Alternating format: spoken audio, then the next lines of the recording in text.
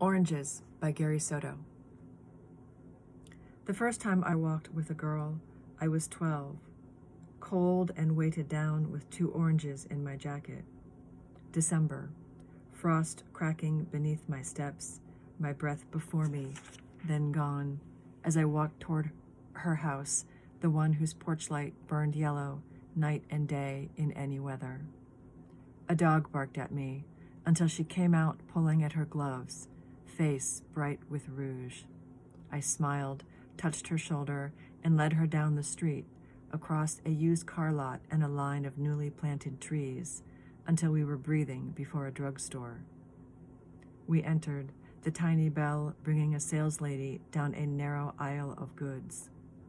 I turned to the candies, tiered like bleachers, and asked what she wanted.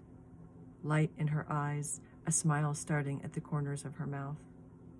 I fingered a nickel in my pocket, and when she lifted a chocolate that cost a dime, I didn't say anything. I took the nickel from my pocket, then an orange, and set them quietly on the counter.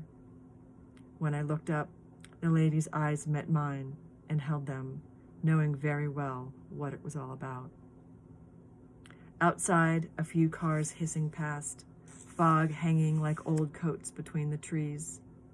I took my girl's hand in mine for 2 blocks, then released it to let her unwrap the chocolate. I peeled my orange that was so bright against the gray of December that, for some distance, someone might have thought I was making a fire in my hands.